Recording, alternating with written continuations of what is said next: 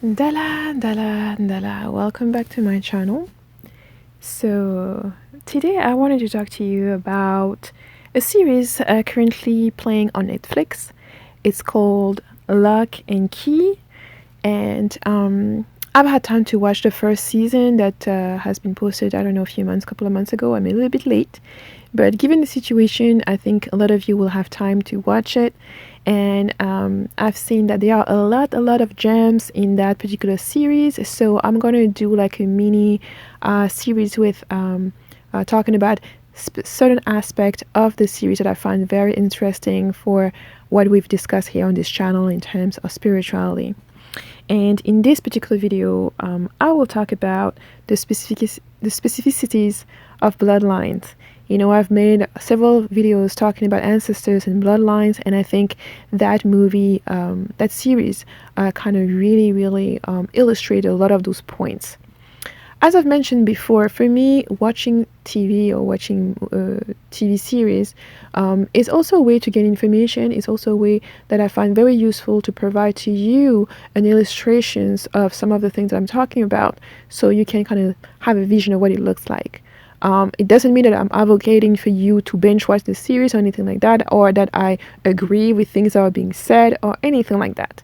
It's just that I'm using this series to start a conversation or to continue a conversation or to get you to think about certain things and certain elements that are related to the topics that I'm discussing on this channel anyways.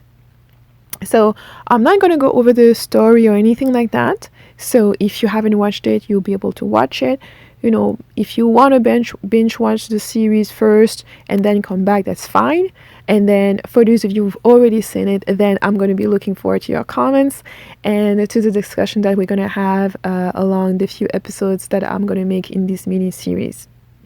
So let's talk about Bloodline.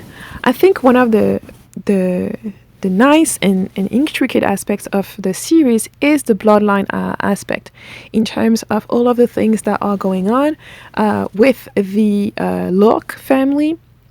Aside from the key house and the where most of the things are happening, I think it's interesting that despite the fact that the father went away from it, moved to Seattle, and was able to, have his own family and everything like that, his children have the same abilities that he does. So this is where you see the power of bloodlines, and this is why I've always told you that even children are adopted, raised by other people, they maintain and retain that bloodline because it's part of who they are. They belong to a certain blood family. They belong to a certain lineage. And that, there's no fighting that. There's something that can never be severed. It's something that can never be taken away from that person. And we all have a bloodline. We all come from a specific family that we receive the DNA, we receive that blood from. Even for those of us who have been adopted, raised by other people, raised by other family members, we nevertheless retain that information. And with that information, with that specific lineage, come inheritance. And inheritance is very interesting because inheritance is something that is legated to you, something that is your birthright, something that belongs to you, and that no one can take away from you unless you give it away. And I think this is beautifully illustrated in this series by the fact that the Locke have these abilities to be the keepers of the keys. They have the abilities to be able to maintain the key, and whatever negative entity that is trying to get the keys from them cannot take it away from them unless they give it away themselves. And I think that's a very, very important point for you to think about and to remember. Many of you often think that you've been robbed of your future, you've been robbed of something that you deserve or anything like that. But the only way you're going to be robbed of something that you want, really badly, is only if you give up on it. We've seen this time and time again. People who waited in their 30s to finally become actors and actresses and break through and things like that, or finally get to do the project that they wanted to do in their 40s, in their 50s, in the 60s. This truly shows that the only way you're not going to achieve whatever you want is because you've given up on it. And I think that's the same thing with the lock. That key cannot be taken away from you unless you relinquish it willingly to someone else. And of course, we can talk about how you can be tricked of relinquishing it, just like the boy in the beginning, when you've been told, oh, this is not going to be useful to you, or bring me this and I'll be able to help you. And because you don't understand the value of your inheritance, of the legacy that's been offered and brought to you, that people have built up, that people have worked for, so that you can have it, you may be seduced or likely to throw it away for peanuts. You may even be tricked in thinking, oh, it's going to be too hard, you're not going to make it. That's why you have to believe more on yourself than you believe in anyone else or what anyone else is telling you.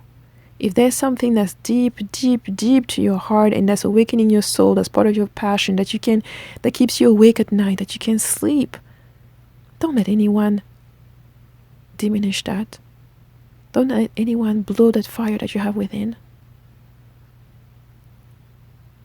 And if they manage to do it, that means that it may not even have been that much of a fire. If you understand that whatever passion that you have, whatever dream that's within yourself, it's your duty to protect it. It's your duty to help it grow, to help it manifest by investing in it, by working and running towards it. And by not letting other people dismantle that dream for you. By not letting other people interfere with the legacy that is already yours. And I think the series does a really, really good job of showing that. And the other aspect also, still in the concept of bloodline, is that the children all have the ability and develop the ability at different time in the series about the way that they have the connection with the keys, the specific keys that have been in their family for generations. So we see that the mother is the only one that does not have that connection. Number one, she has a different bloodline and lineage than the children. So that's obvious because she married into that family. The children inherited their abilities from their father. So the mother is kind of seen isolated. What I didn't like so much in the series is that they use alcohol to be able to make her be able to remember and to see things the way the children, they see the things the way they happen and the way the children were able to see them. And I think it gave the negative idea that alcohol somehow is something that's going to help you be more spiritual or be able to see different things. Most likely when you start drinking alcohol, you become in a different state of consciousness that's not necessarily necessarily good. And even specifically to her, who used to be an alcoholic, I think that wasn't a good illustration, and I think that's something that you should not really get into. I also thought that it was kind of a difficult situation to put the children in when they have to choose between their mother being able to see anything that's going on spiritually versus not being able to when she's sober. And having them kind of having to choose whether they want their mother to be able to get into that spiritual world with them, or while she's inebriated, or keep their mother sober, even though there are things that they will never be able to share with her. And this may bring me to talk to you as parent. A lot of you are parents on my channel. A lot of you have children. A lot of you have women. Also have men and women. But sometimes it also shows that how when your children are experiencing things that you are that sober parent that doesn't see anything, that doesn't understand anything, and that may even fake understanding it. And that's okay. That's okay sometimes to be the outsider. And that's okay sometimes to not clearly understand what's going on, so long as you're able to listen. That is the key. Listen and have the discernment. It's not going to hurt you to take 5 minutes to listen to what your child has to tell you. Even if you don't understand, even if you can't see what they're telling you in this, you can sense it, you can view it, you can see it. Just listen. Just listen so you are aware, because it will increase your awareness of what the experience is like. As a parent, you also are a guardian. You also are a guide to children. They will look to you for reference and for support. and for protection and all of those things. So it's important that you listen and that you seek proper assistance. Meaning, if there's anything that you don't understand, look it up. Start to look things up. Not to go and yap and talk about it with all your friends and all of that, but so that you can get more information on it and what it is, so you can better understand your child. If it may be helpful, I did a video on children, the power of children. It may be helpful to you if you have children that are gifted, or children that you think are gifted or are seeing things and things like that. It may be an interesting video for you to watch. So in the Locke series, you see that the mother doesn't share the same bloodline and she doesn't have the same ability. She's not aware of anything going on spiritually unless she is inebriated. At least that's what they show us in series number 1, which also underlined some of the concept around alcohol and the effect of alcohol, the spiritual impact of alcohol. In the English language, we call alcohol or alcoholic beverages, we also call them spirits. So it gives all of the essence of the word itself.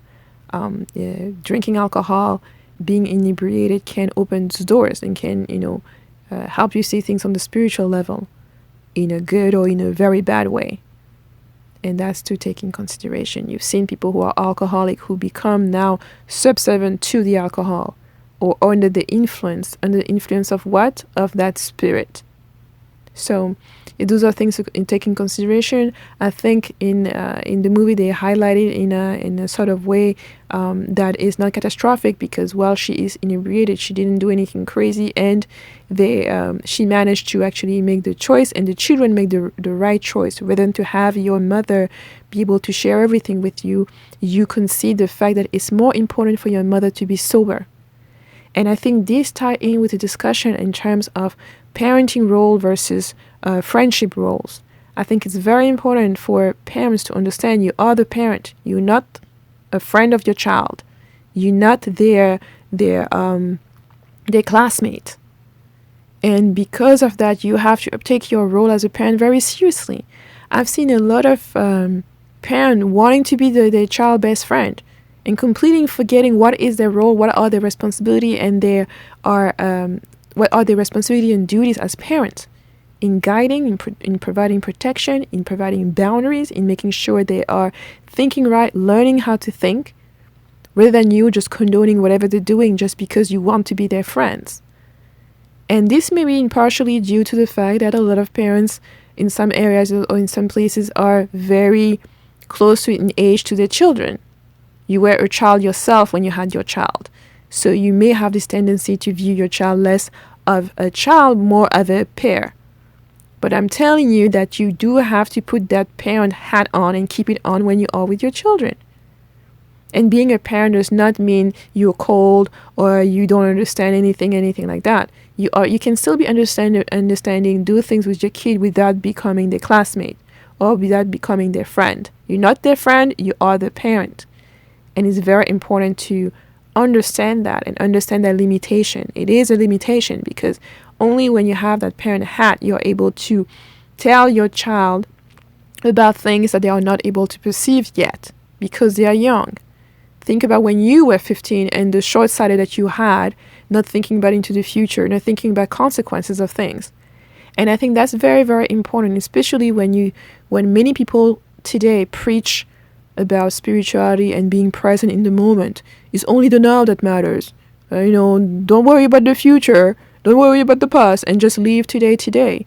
No, you have to not be worried about the future, but you have to prepare for the future. You don't have to be worried about the past, but you have to think about the past in order to keep those lessons and to prevent you from repeating the same lessons. That's important. You live in the present to prepare for the future. You use the experiences of the past to live in the present and prepare for the future.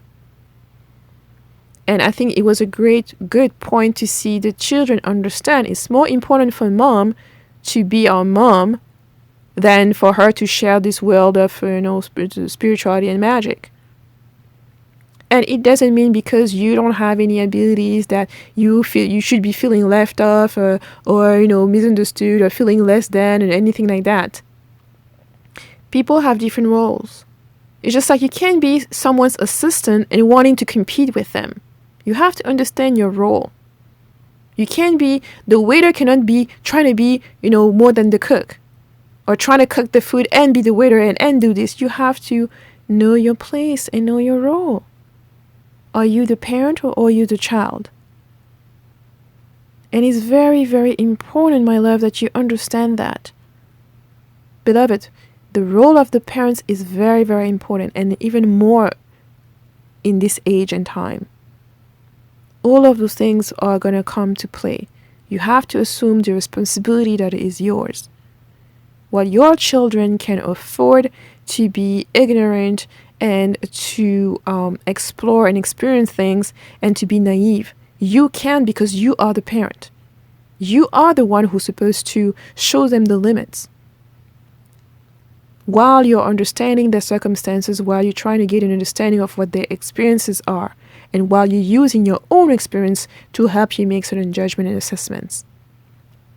And even better, if you can co-parent adequately with your partner and the father of the children, is even better and even greater.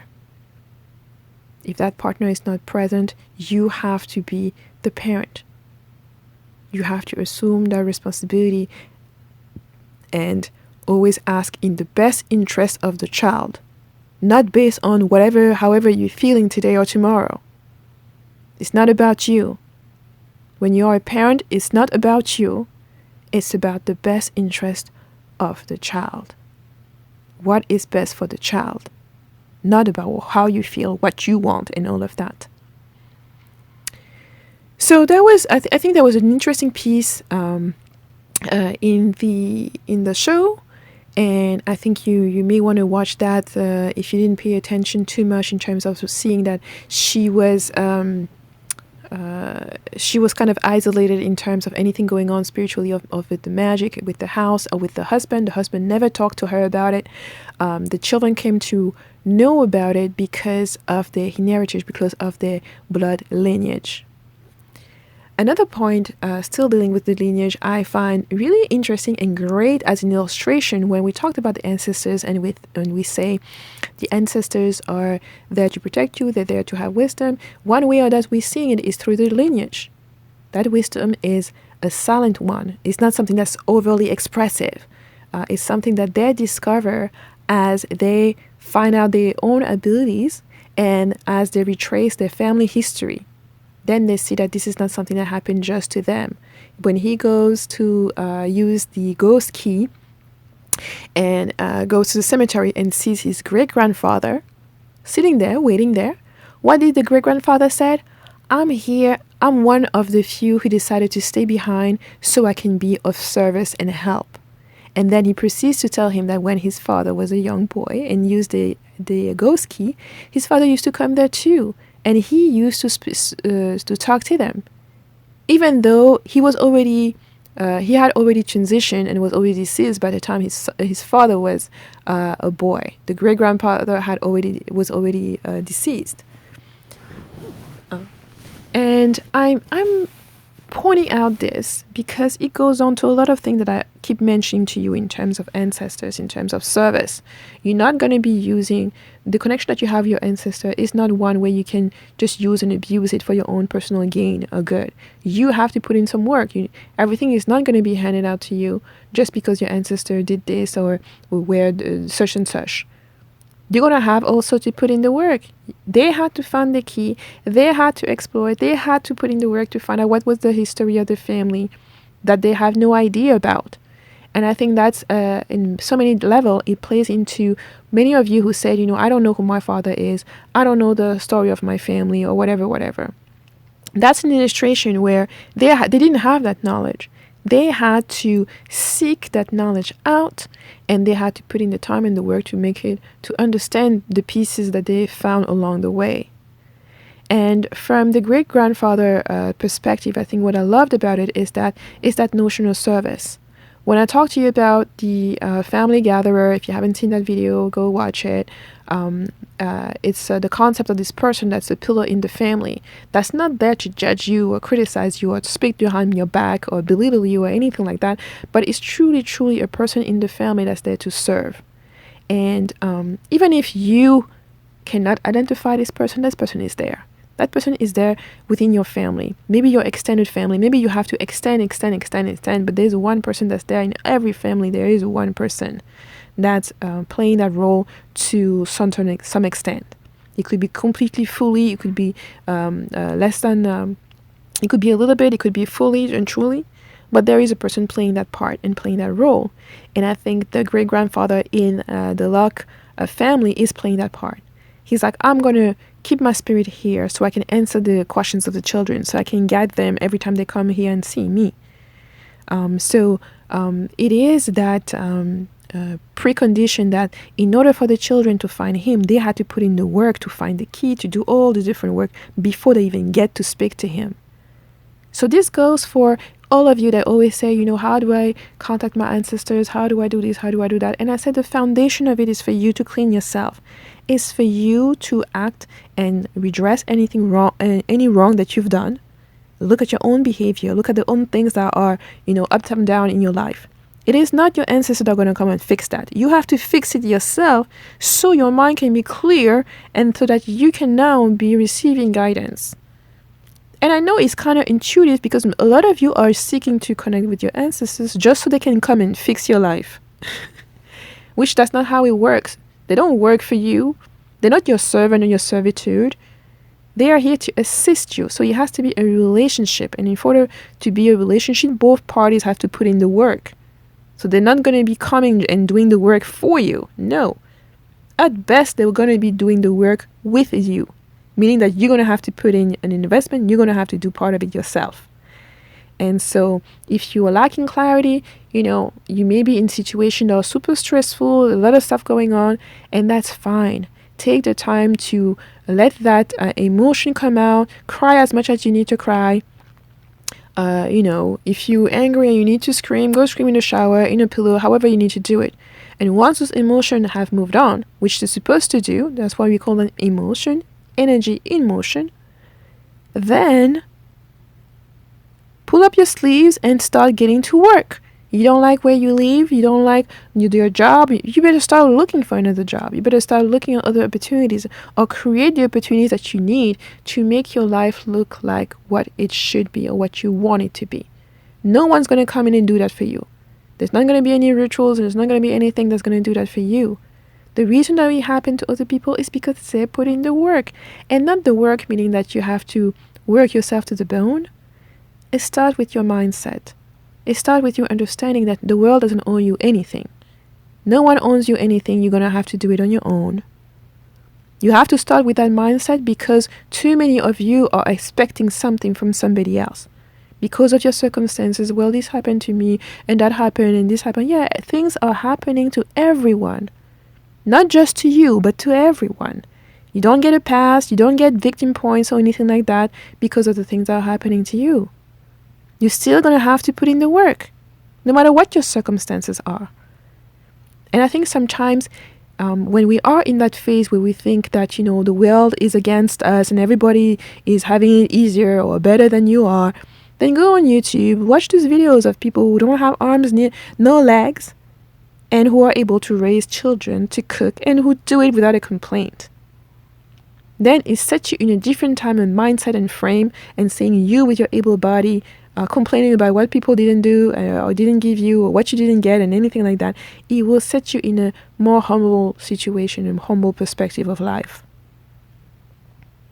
Because there will always be somebody that's in a worse position than you are.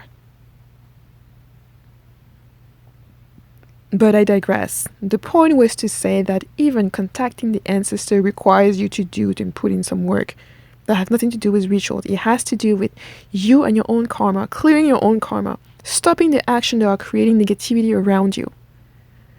Putting yourself in a mind frame, in a state of mind where you are actually able to see clearly.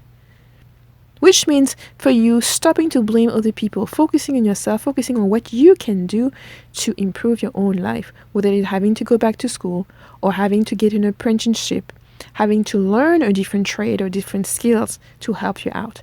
It may be online, it may be by yourself on your own time, going to the library and learning those different things. The avenues are limitless if you allow them to be. So that's the first thing. It's only too hard if you want it to be too hard. It's only too complicated if you want it to be too complicated. But it can be as simple as you want it to be. And I think the series actually shows that very, very well.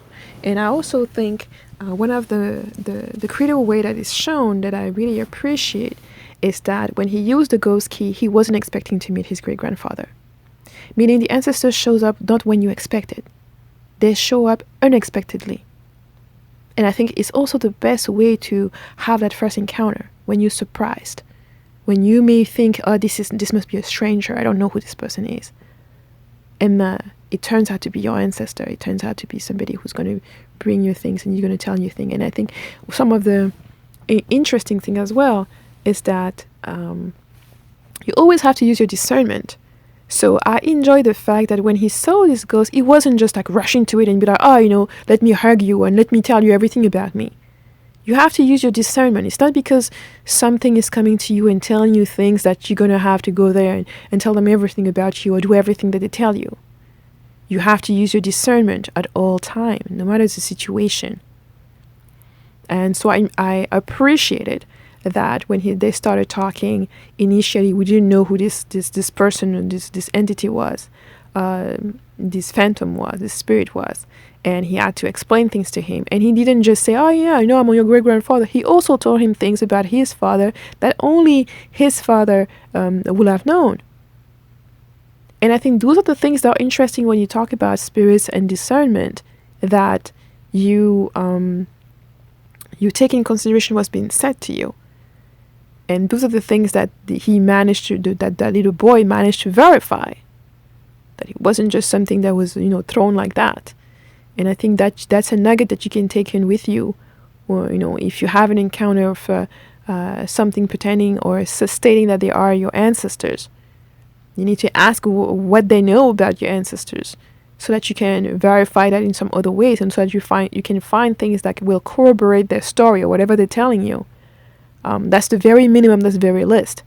Even if they confirm that it may still not be your ancestors, but at least doing that, using your discernment no matter the situation. But I also think that because they had a picture of him in their home, it was easier for him to replace the face and to start asking questions. And the appearance of the spirit was the same. So there were elements for him that could put the young boy in more trust toward the spirits because of those corroborating things. He knew about the key, he knew how the key worked, things like that. And also that he knew things about his father. And I think that's important to take a note. And I also think was great in the series is that they started the series with the boy being tricked by a spirit, by a bad entity, because he was too trusting at the beginning. And that's a lesson for you to take away. It's not because a spirit is contacting you, telling you all kind of things, that this is actually means that this whatever it is, it wants to help you or wants your good. You have to use your discernment. And I think that little boy kind of like showed that. He was tricked the first time. His mom was almost killed. And then he realized, I can't just go around trusting whatever I'm hearing or whatever I'm seeing. I have to be more discerning. And I think as we go along, we see that he becomes more and more discerning and, increase his ability to use his logic, to use also his intuition to be able to discern certain things about the spirit world and the magical thing that were happening. So I think that part of it was really, really interesting. Another element also was the sense of purpose. Their family had a purpose. We got to know this towards the end of the season where they actually realized, okay, his father and his friends were the keepers of the keys, and in particular his family, because the bloodline was such that only the lineage, the blood lineage, where the descendant that could keep the key and have the negative spirit cannot take that key away from you unless you give it willingly. And that was a particular, because in the age of the parent, they had other friends, other people could join in and serve the same purpose, the same objective, but they don't have the same privilege because they're not part of that bloodline. And I think that's also important when people are talking about bloodline. I know some people will rather minimize it and say, well, you can do this and do that without being in that bloodline or whatever. And like, yeah, fine. You don't have to necessarily have the same purpose as anybody else. But it also means you are part of your own bloodline. So instead, sometimes, of being jealous with respect to what other people in their family are able to do and what they're able to pass to one generation to another, you should be more worried, maybe more focused about what are the things that you've received as a legacy within your own family. And I know that for some people, it's easier to always see the bad.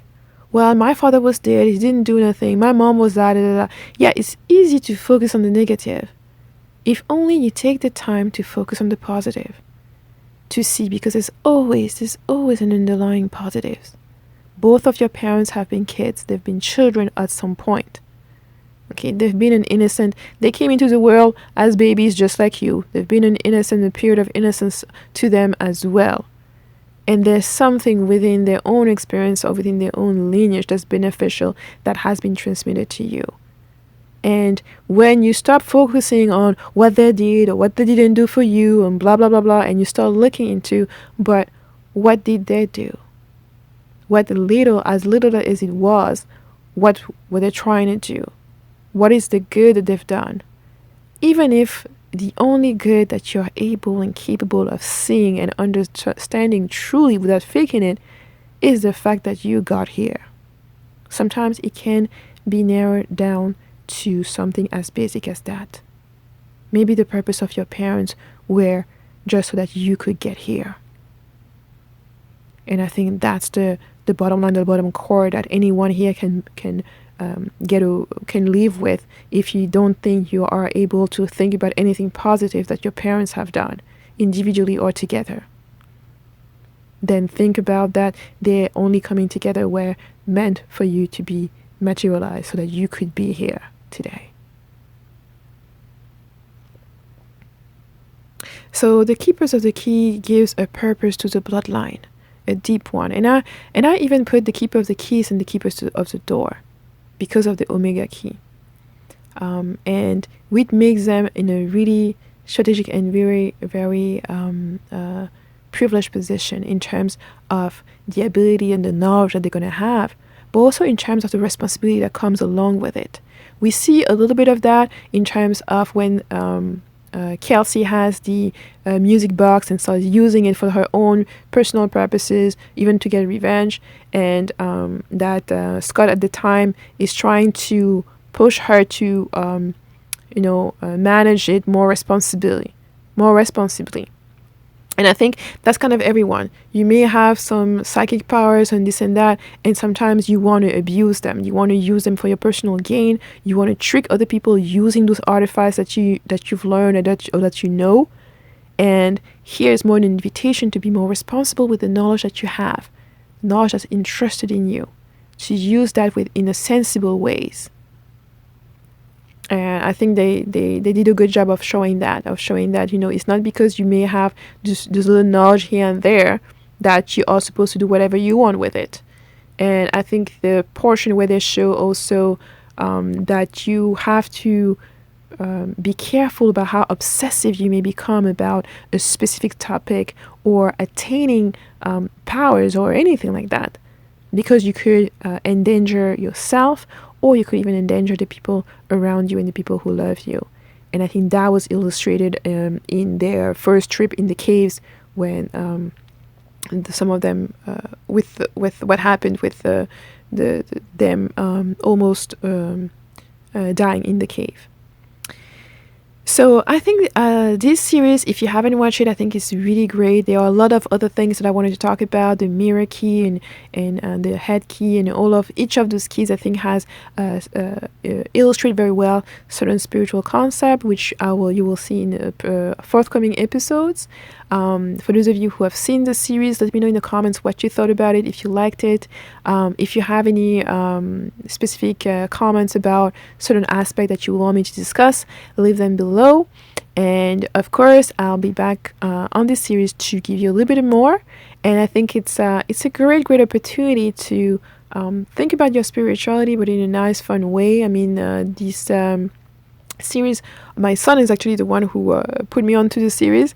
He hasn't watched it. He just told me he saw the trailer and that it may be something that will be of interest to me. And sure thing. I also thought it would be very great. It would be great to discuss this with you guys and see what is coming up. Some of you may also find this very reminiscent of things that are happening within your own families in terms of a particular tradition. And maybe I'll leave you on that point, talking about tradition. I think we had many discussions about traditions, and I've tried to put forth towards you that you as an individual at your generation stage, you cannot start a new tradition. You have to understand that a tradition is only a tradition if it has been transmitted from generation to another. So if you are deciding to do new things, it's not a tradition, it's just something you decided to do. Okay? It only becomes a tradition once your children picked it up and take it and then transmit it to their children. You have to have a minimum 3 generations transmitting it, because there are many things that your parents are doing that you don't want to do, which are not family tradition, which are not tradition. In order for something to become tradition, it has to pass the test of time. So whatever things that you think is new, that you're making up as you go, or that you're creating now, mixing things and that together, it's not because you take things that are traditionally in different culture or in different tradition and mixing them together that it makes whatever you're mixing it traditional. It isn't. It's just something new. And the only way whatever you're mixing or creating is worthwhile will be through the test of time. Time will tell that if this is something that's actually going to become a tradition, not based on you, but based on the people who are going to come after you. So if, for example, you're not planning to have any children, you're going to have more difficulties in making this a tradition unless you have disciples, unless you have students that are going to carry that on forward for you. But only time will tell from generation from now whether this was an actual tradition or if that was some spoof, something that you need to pass time that never amounted to anything. So I think to me, that's when I talk about African traditions, I'm talking about things that resist the test of time, that have been tested generation to generation. This is why some of the things that are misunderstood today, are seen as oppressive or this or that, are often things that are clearly misunderstood. A tradition sometimes comes in, things are being carried on from one generation to another because they serve a purpose, because they are useful. And they may be carried on because of a specific situation as a tool to address specific things. But once this emergency or the situation disappear, it may make the tool obsolete as well, therefore no longer relevant, no longer applicable. So those are the intrinsic changes that can occur within a tradition where you stop doing certain things or using certain things because they're no longer working in the circumstances, or the circumstances that they were created to address is no longer present. And I think that's going to be relevant when I'm going to talk about polygamy, and as some of you have sent me questions. I hope you guys enjoyed the video. If you did, please make sure to like, share, and let me know what you thought. And of course, I will see you in the next video.